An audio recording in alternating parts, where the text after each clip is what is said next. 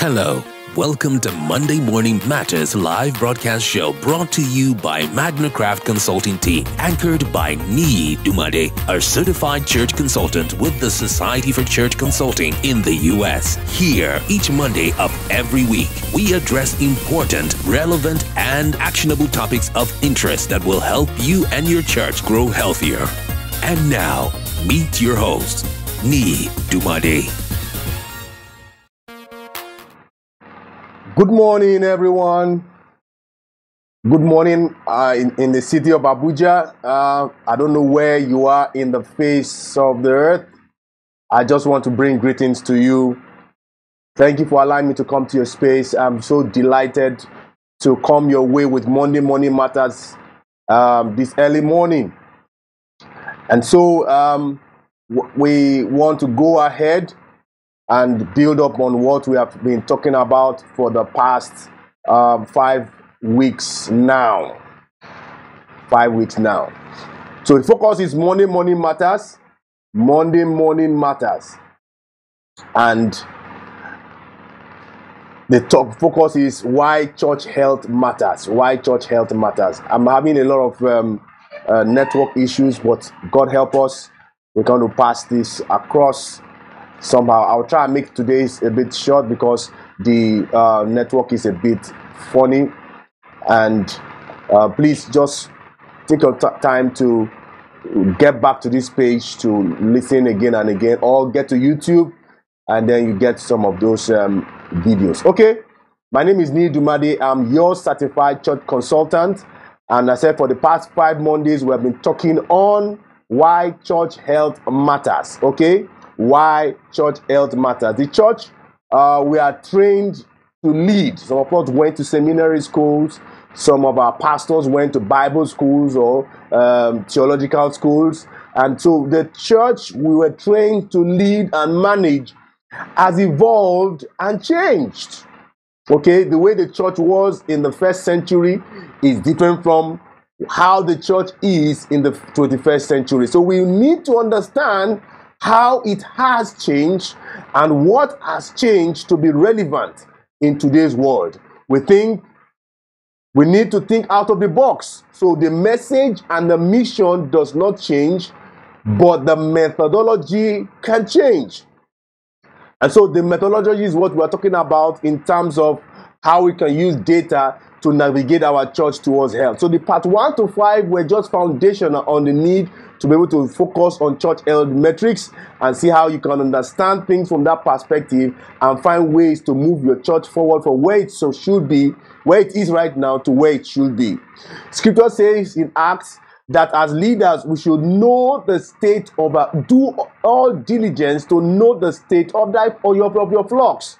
And so for you to know the state of your flocks, you have to be able to assess information, assess data, and be able to know what to do with it. If you do not know the state of your flock, I can tell you from experience that you cannot lead and manage the church very well.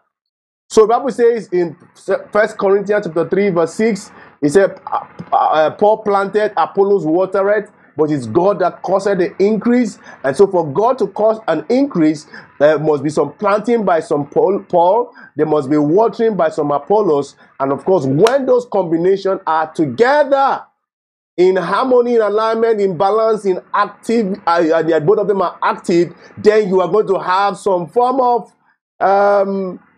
increase and growth in your church. So in the course of growth, we have, what are the things to change today to see tomorrow's result? Okay, to see result tomorrow. How do we make changes based on available and needed information? Today's world requires much more changes. We are now on the fast lane. There was a time that it took 10 years for it to change a culture. Now it takes like 6 months. It takes like 3 months to be able to change the way people think, the way people adjust to some cultural changes.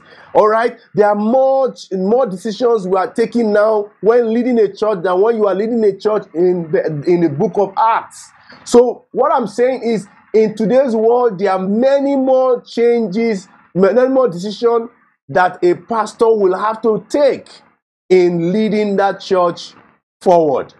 And so for you to lead that church forward, you need to make sure that you have the needed information. Those information must be available when needed to be able to decide in a correct manner what kind of changes you are going to make so that your church can be relevant. So you have to be able to track some things, monitor, evaluate, so that I can be able to control and get the kind of results that you want. There must be some form of learning of the relationship between input and output. Input and output. Okay? Input and output. What is the relation between the input and the output? Okay? If you understand that relationship, that what you put in is what you get out, then when you want to get something different as out, you must think about your input. Okay? Today we're going to talk about the two out of the 14 vital signs. We're going to be discussing 2 out of the 14 vital signs, and the vital signs we're going to be talking to the end of the year is this: attendance change, guest to attendance, conversion and baptism, young families, the next generation, small group community, volunteer. How many of your church is into volunteering or membership? We're going to talk about attendance to staff, capital giving, weeks in cash reserves, debt to annual giving, percentage of staff budget, attendance to seat, and then we're going to talk lastly, seating and parking. That's your facility analysis. The two of them is the first two we're going to discuss today, and it is attendance change and guests to attendance. Now, I know I've mentioned this before, but it's good for me to mention this today. You see, we need to understand that there's a lot of things that has changed in our churches. Okay, those days, Sundays were sacred. People just took Sundays as we have to go to church.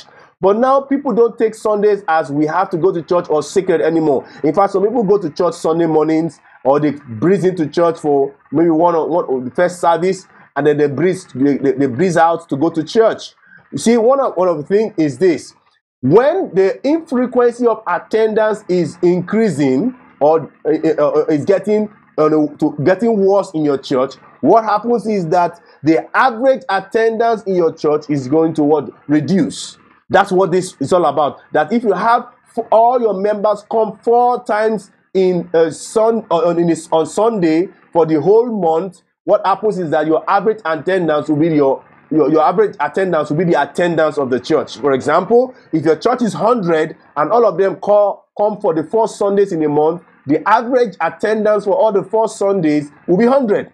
But if you have like 75% of your attendance who come 3 Sundays, 4 Sundays in a month, what happens is that your average attendance will be 75. If you have 25% of your church attendance, which is 100, come only just once Sunday, that means that your average attendance will be 25. It's very easy really, that once you have an attendance, it just tells you the number of people who showed up. It also should tell you the number of people who did not show up. For example, if my membership is 100 and my total attendance in a service is 75, what it means that 25 did not show up, or more than 25 did not show up. So we need to find out that infrequency of attendance must be dealt with quickly. If you don't deal with it, you just find out that your church will keep going, declining and declining and declining and declining and declining to a point that the church that has no more membership. Because the reason what makes the church alive is the fact that people are there. Once people don't show up in church, I can tell you authoritatively that your church is dead. And so what we're trying to talk about now is the vital signs to church health. Vital signs to church health. One is the attendance change. Attendance change. Now, every church takes attendance. I'm yet to see a church who does not take attendance, but mostly all churches, they take attendance. And every church already tracks these metrics. And when they track this metric, they also want to make sure that they are consistent with it. So one thing is to be able to track a metric and also be consistent with that metric. We should not stop at this metric, because what that metric tells us is those who showed up in church And from there, we can extrapolate those who did not show up in church. And let's do something about it. Okay, if you have, let's say, 1,000 membership and 750 showed up, what it means that 250 people did not show up. And we need to reach out to them and show that we care. Okay, we care and we love them. We want them to be part of the church. We want them to also enjoy the things that we're enjoying in churches. Now, how do we calculate these metric? How do we calculate this metric? How do we calculate this metric? Now, it is the year to date, okay, average attendance divided by year to date attendance of the previous year. So if from January till December, my average attendance is 75. Okay, my average attendance is 75 because in COVID year we expect that the attendance is going to reduce. And then my average attendance last year is 100. What this means that 75 divided by 100, and that's what? 0.75 or 75%. So that's how you calculate attendance change. Okay, you can also take it in as a form of percentage. So you know if you're actually growing, because if it gets to negative, it means that your church is declining, not just necessarily having some form of low figures in average. So we also need to understand that we have to compare this growth rate with the growth rate of the community.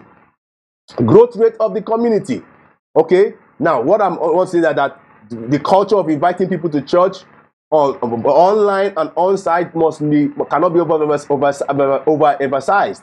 I've done quite a lot of training broadcasts on invitational culture. You can get that. I believe healthy churches can grow larger. I believe we can invite people from the community to make sure that our attendance can increase. Now, our attendances are split into two, online and on-site. We can use the online to drive traffic to your on-site church. I want to wrap up in another 5 minutes. Now, in the show notes, you'll see a kind of US comparison of those top 10 churches who are doing well in terms of attendance change, the ones that are growing incrementally and declining at bottom 10%. You'll see that in the show notes. I'm going to go to the second one, guest to attendance. Guest to attendance. Every growth is in a typical church is caused by what? Some people visiting that church, or attracting or connecting or establishing those who are saved or first timers in the church. You don't have guests show up in your church, there's some form of problem somewhere. Okay, because you cannot grow without some form of souls coming in as visitors or guests or converts. So guest to attendance ratios help your church know how well you are performing in this area in terms of your attractional pull from the community. Now, how do you calculate this? The formula is this. First time guests is in the past 12 months divided by average attendance.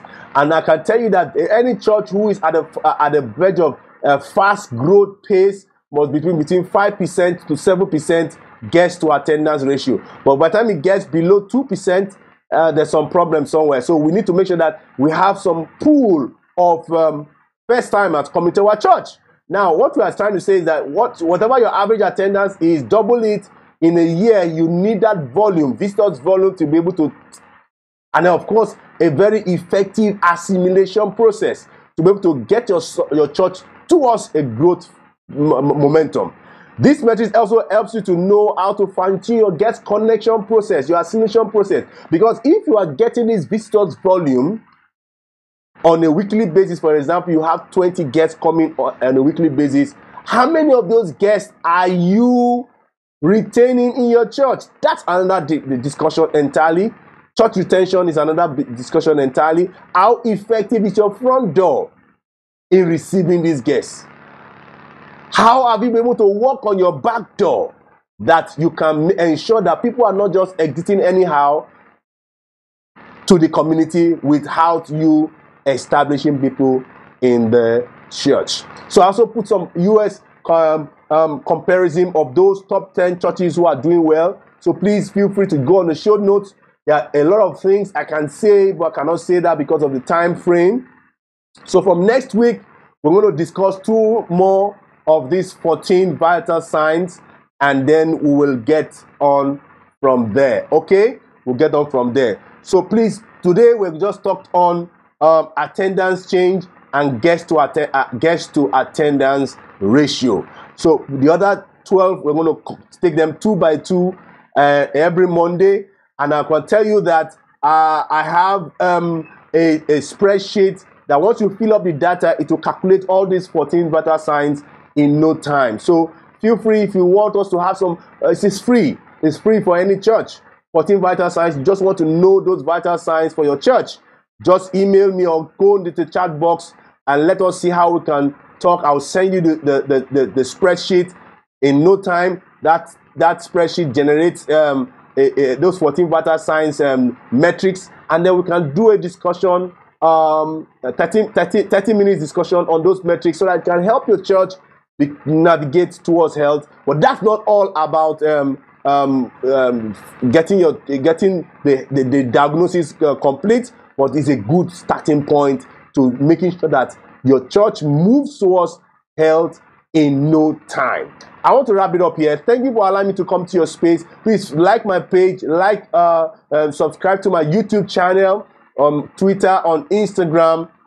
Please share this to a church worker, a pastor, a church leader, and let them just have some good information in all this. I want to wrap it up here. Please, a lot of videos are there on my Facebook page. Please feel free to go there to get some good content. And perhaps if you don't see any good content on my page, please feel free to hook up with me that I didn't see anything good in your page, and I will surely ask you, what do you want? And I will give it to you in no time. All right. We also consult for churches. We train church leaders. We do some form of consultations and assessment. Please feel free to get us. That's my contact. If you have any question as regards these 2 metrics I've mentioned, please feel free to hook up with me. And of course, we still use this framework to be able to assess churches who are who engage us in any service. So please feel free, and I will be able to come to your church to do the needful, the essential, to get your church to where it's supposed to be. I want to wrap up. Thank you for listening to me. Thank you for those who are following me. I'm seeing that. Thank you for those who are also sharing and private chatting me. I'm so humbled that a lot of people from places that I've not visited are actually watching this broadcast. Thank you so much. I love you. I love your church. I love what you're doing. I believe our churches can be healthy, and we can also make a great impact for God. I still remain your host, founder and CEO of Magnicraft Consulting. Niyi Dunmade is my name, your certified church consultant. See, I see you next week, Monday again. Thank you for listening. God bless you, and I see you again.